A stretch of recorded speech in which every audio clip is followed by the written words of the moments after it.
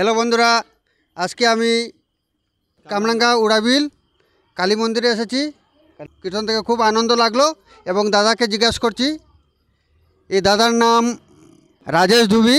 দাদা নেহেরু কলেজের হিন্দির প্রফেসর। আমি কীর্তন সম্বন্ধে বা কত পুরানো কীর্তন বা এই মন্দির কত পুরনো এটা জিজ্ঞাসা করব দাদাকে। ধন্যবাদ। আমাদের উড়াবিল কামরাঙ্গা বস্তির এই যে কালী মন্দির, যেটা আমাদের যৌথ গ্রামের প্রয়াসে সবসময় এখানে পূজা অর্পণ হয়ে থাকে এবং এই কালী মন্দিরটি বিগত আমরা বাল্যকাল থেকেই দেখে আসছি এবং এই কালী মন্দিরের যদি আমরা বয়স বা সময়সীমা যদি নির্ধারিত করি তো ঠিক আমরা করতে পারবো না। তথাপি অনুমানিক 100 বছরের উপরেই আছে। 100 বছরের উপরে থাকি এখানে আমাদের পূজা অর্চনা আমরা চালিয়ে যাচ্ছি, গ্রামবাসী, দুই গ্রামবাসী মিলে।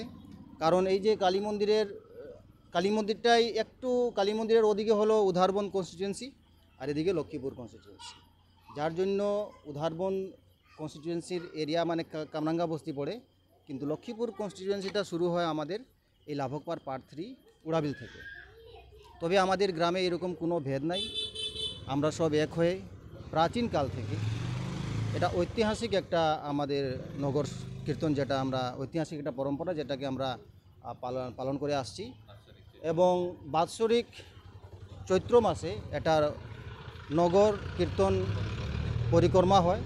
আমরা মানে 7 দিন বা 15 দিন আগে হতো, এখন 7 দিন আমরা এটা করেছি, কারণ সময়ের সাথে কিছু পরিবর্তন আনা প্রয়োজন।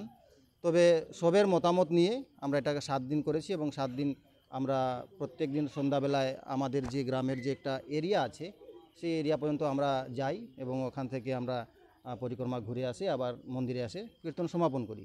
7 দিনের পর হয়তো অমাবস্যা হোক বা পূর্ণিমা হোক, এই দিনে আমাদের নগর সমাপন হয়, নগর কীর্তন সমাপন হয় এবং এটাকে আমরা সাঙ্গ বলে থাকি। তারপর আজকে যেমন অমাবস্যার নেক্সট অমাবস্যা পর্যন্ত আমরা অপেক্ষা করব। আমরা অমাবস্যাতেই এই গ্রামের বাৎসরিক কালী পূজাটা হয়ে থাকে, গ্রাম বাবার পূজাটা।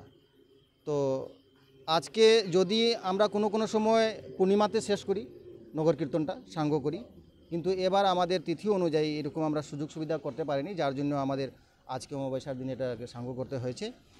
তবে এই 7 দিন চলাকালীন অবস্থাতে আমাদের গ্রামে কোনো রকমের জীব হত্যা হয় না এবং অনেকেই নিরামিষ ভোজন করেন, নিরামিষ খান ওনারা। তবে সেটাতে কোনো পাবন্দি নেই, কারণ এটা তো মনের মধ্যে সবের নিজের মনের শ্রদ্ধা বা আস্থা।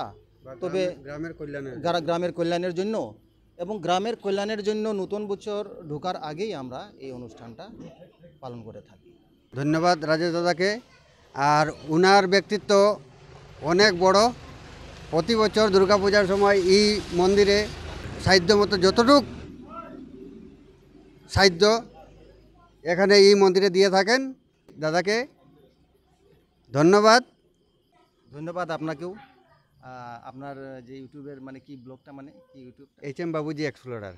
HM বাবুজি এক্সপ্লোরার, ওনাকে অশেষ ধন্যবাদ। আজকে যিনি আমাদের এই অনুষ্ঠানটা কাভারেজ দিয়েছেন, ওনার মঙ্গল কামনা করছি আমরা এবং মায়ের কাছে